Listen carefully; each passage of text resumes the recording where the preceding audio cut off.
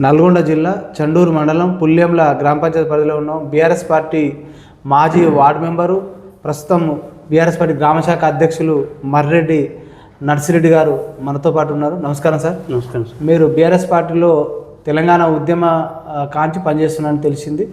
మీరు తెలంగాణ ఉద్యమంలో ఉద్యమం కోసం ఎలాంటి పోరాటం చేశారు? తెలంగాణ వచ్చిన తర్వాత నీళ్లు, నిధులు, నియామకాలు నెరవేరి అంటారా? నీళ్ళు నియామకాల కోసమే మనం ఉద్యోగాల కోసమే తెలంగాణ ఏర్పడాలనే ఆకాంక్షతోటి మనం ఉద్యమం చేసినాం. ఎందుకంటే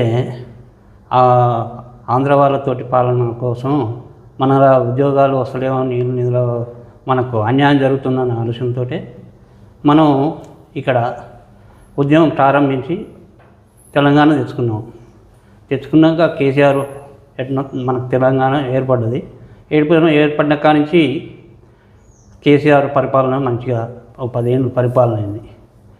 మళ్ళా జనాలు ఏం చేసారు, ఇక 10 ఏళ్ళు అయ్యేసరికి జనాలలో కొద్దిగా వ్యతిరేకత అనే భావాన్ని కాదు, జనాలు ఒకసారి మార్పు అనే ఆలోచనతోటి వాళ్ళు ఇచ్చిన హామీల కోసం ప్రజలు అక్కడ ఓట్లు వేయడం జరిగింది.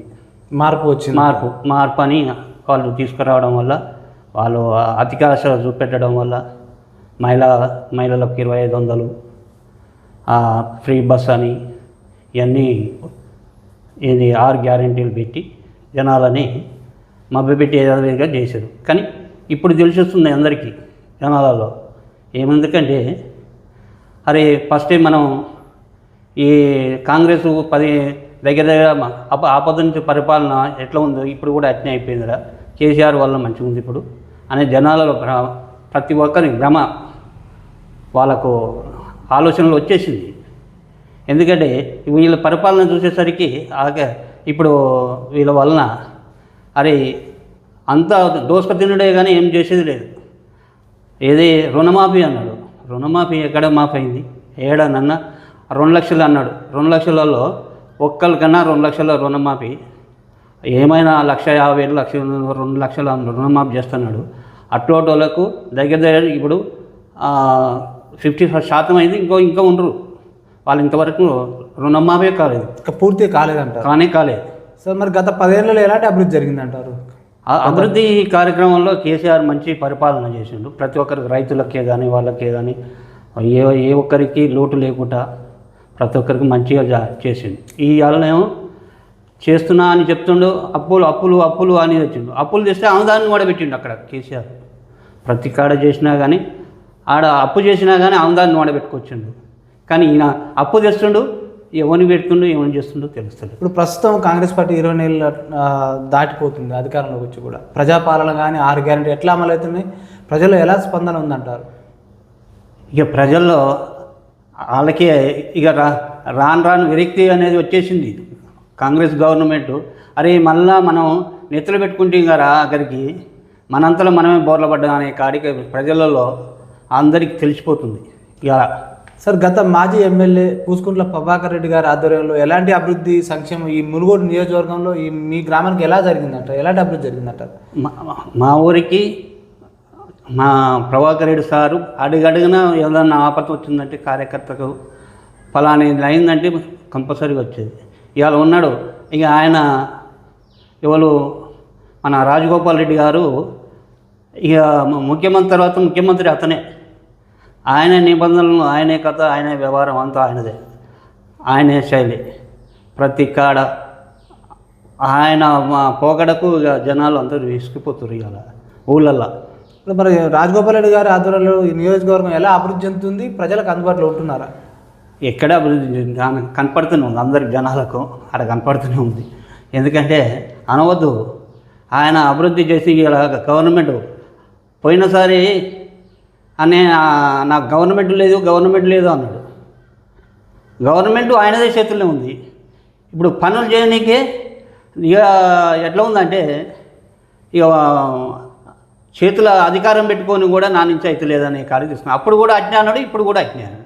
ఇప్పుడు ఈ మునుగోడు నియోజకవర్గంలో బెల్ట్ షాపుల నియంత్రణ జరిగింది అంటున్నారు, ఎంతవరకు అమలవుతుంది? అది అంత అవుతుంది. ఆయన ఏమైనా కూర్చొని అంతవరకు ఆయన భ్రమలో ఆయన ఉన్నాడు. ఎక్కడా జరగలేదు. అందరు యథావిధిగా విచ్చలవిడిగా నడుస్తూనే ఉంది. దానివల్ల ఇంకా చెడ్డ పేరు తెచ్చుకుంటుంది. దానివల్ల ఆయన మంచి పేరు ఏం లేదు జనాలలో. సార్ గతంలో ధరణి పోవడం వల్ల ఎన్నో భూములు అన్యాక్రాంతమైనవి. ఇప్పుడు భూభారీ చట్టం వచ్చింది. ఈ భూభారీ చట్టం ద్వారా రెవెన్యూ సమస్యలు తీరుతున్నాయా గ్రామ స్థాయిలో? ఇక తీరుతున్నాయంటే ఇప్పుడు కేసీఆర్ పోయిందంటే పని ఏమిడే అయ్యేది. ఇప్పుడు చేతి దడపాలి, ఆడికి పోయి మళ్ళీ ఆయన చేతికి దడపాల్సింది, ఇది చేయాల్సింది వారు నడుస్తున్నారు. గతంలో వీఆర్ వ్యవస్థ గత ప్రభుత్వం తొలగించింది. అదే వ్యవస్థ ఇప్పుడు ప్రభుత్వం తీసుకొచ్చింది. ఎట్లా ఉంటుంది అంటారు? ఇక కాంగ్రెస్ గవర్నమెంట్ అంటేనే ఇది ఇప్పుడు నేను చూసిన కానీ 50 ఏళ్ళు నాకు ఇప్పుడు 50 ఏళ్ళు వచ్చేసినాయి. 50 ఏళ్ళ నుంచి అయినా ఆ కాంగ్రెస్ పరిపాలన మంత్రులు అంతే అయిపోయింది. మన తెలంగాణ వచ్చినాక కూడా ఇప్పుడు మళ్ళీ కాంగ్రెస్ ఒకసారి మార్పిద్దానన్న ఆలోచనతో అనుకోరు, కానీ దానివల్ల ఒరిగింది ఏమీ లేదు. సార్ ఇక్కడ మునుగోడు నియోజకవర్గంలో స్థానికంగా ఇప్పుడు ఏదైతే చౌటుప్పల పరిసర ప్రాంతాల్లో పరిశ్రమలు ఉన్నాయి, పరిశ్రమల ద్వారా చాలా ప్రజలకు ఇది అక్కడ ఉన్న కాలుష్యం వల్ల ఎన్నో పంటలు కూడా నష్టపోతున్నారు. అక్కడ భూగర్భ జలాలు కూడా కాలుష్యానికి గురైపోతున్నాయి. ప్రజలు బాగా ఇబ్బందులు పడుతున్నారు ఇక్కడ స్థానికంగా. వాటి ద్వారా చాలా వ్యర్థాల వల్ల చాలా వ్యవసాయ భూములు పంట పండకుండా అవుతున్నారు. వీటిపై మీరు ఏమన్నా ప్రతిపక్షంగా ఉన్నారు, ఏమన్నా వాళ్ళ పక్షాన్ని ఏమైనా పోరాటాలు ఏమైనా చేస్తున్నారా? మరి ప్రజలకు ఇలాంటి అంటే ఎమ్మెల్యే దృష్టికి, ప్రభుత్వం దృష్టికి ఈ సమస్యపై ఏమన్నా తీసుకెళ్ళారా? మా ప్రభాకర్ రెడ్డి సారు ఇప్పుడు ప్రతి విషయం అందరికీ యథావిధిగా చేరేస్తూనే ఉండు, ప్రతిపక్షంలో ఉండి అందరినీ ఖండిస్తూనే చేస్తూనే ఉండు అతను. మేము ఆయన ద్వారా మేము కూడా వెళ్తూనే ఉన్నాం. సరే, ఈ గ్రామంలో సర్పంచులు లేకపోవడం వల్ల కుక్కల పెడితే కోతుల పెడితే బాగుందంట. పారిశుద్ధ్య సమస్యలు కూడా ఉన్నాయంటున్నారు. అది కార్యదర్శి నిధులు లేవంటున్నాడు. ఎక్కడ జాప్యం జరిగింది? ప్రభుత్వం ఎందుకు ఎలక్షన్లో పోలేకపోతుంది అంటారు? ఇక్కడ ఇప్పుడు మా గ్రామంలో అయితే కుక్కల పెడత చాలా ఎక్కువైపోయింది. ప్రతి ఒక్కరూ ఆ కుక్కల వల్ల ఏమవుతుందంటే ఆ గొర్రెలని, ఆ మేకలని అటెమ్మడ పడడం, దానివల్ల మనుషులను కరవడం, దీనివల్ల హాస్పిటల్ పాడవడం అయితే ఇదైతే షూర్. దానివల్ల సరే నష్టం జరుగుతుంది. ఇప్పుడు ఖరీఫ్ సీజన్ కోతల దశ వచ్చింది. మరి కొనుగోలు కేంద్రాల్లో ప్రక్రియ ఏ విధంగా కొనసాగుతుంది అంటారు? ఇంతవరకు ఏది లేదు. ఏమైనా ఆ పేపర్ ద్వారాకే వస్తున్నా చేస్తున్నాను, పెడుతున్నాను. ఇంతవరకు అది ఓపెన్ కాలేదు, ఏది కాలేదు. రైతులు ఈ వానకు తడిచిన ధాన్యాన్ని ఆడ తీసుకుపోయి ఆరవేసుకుంటేందుకు ఎవరు ఇంతవరకు ఆడ ఓపెనింగ్ కూడా రాలేదు. సార్, త్వరలో స్థానిక ఎన్నికలు రాబోతున్నాయి. ఎలక్షన్ ఏదైనా కూడా మద్యం డబ్బులు ఏర్లై పారిస్తుంది. పార్టీలనే ప్రజలను, ఓటర్లు ప్రలోభాలకు గురి చేస్తారు. ఆ మార్పు పోవాలి. ఏది డబ్బు పంచడం కానీ, మద్యం పంచడం కానీ, ఈ సంస్కృతి పోతే మార్పు రావాలంటే ప్రజల్లో, ఓటర్లో ఎలాంటి మార్పు రావాలంటే, లేకపోతే పార్టీలలో ఏమన్నా జనాలనే మార్పు రావాలి. ఈ మద్యం వల్ల ప్రతి ఒక్కరూ స్థానికంగా నువ్వాడదానంటే ఇలా ఒక మంచి కార్యకర్త అతను తెలికల్లోడు నువ్వాడదానంటే డబ్బు సమస్య వచ్చేసింది. అభివృద్ధి చేదాని తెలికల్లోడు చేదానంటే అతను నువ్వాడనికి ఆస్కారం లేదు. ఏమైనా డబ్బున్నోనికే అది పదవి. అట్లోడి వ్యవహారం సంస్థ నడుస్తుంది. ఈ మందులు మాకులు దీనివల్ల తినిపించడం వల్ల దానివల్ల జనాలు ప్రతి ఒక్కరు అలవాటు పడిపోయారు. ఇక స్థానికంగా మంచి కార్యకర్త తిరిగి చేద్దానన్న ఆలోచన ఉంటే డబ్బు కావాలి. సరే, ఈ మార్పు రావాలంటే పార్టీలకు కానీ ప్రజలకు కానీ ఏం సూచన చేస్తారు మీరు? మీ పుల్యంల గ్రామ ప్రజలకు, ఓటర్లకు ఏం చెప్తారు మీరు? ఇక రైతులు ఇప్పుడు చదువుకున్న విద్యార్థుల వల్ల, చదువుకున్న వాళ్ళ వల్ల మార్పు అనేది రావాలి. ఈ డబ్బు సంస్కృతిని పారదోలాలి.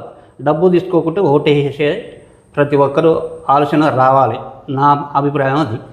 సరే, ఎలాంటి నాయకుని ఎన్నుకోవాలంటారు? మంచి చదువుకున్న నాయకుడిని, తెలుగుల నాయకుని ఎన్నుకోవాలి.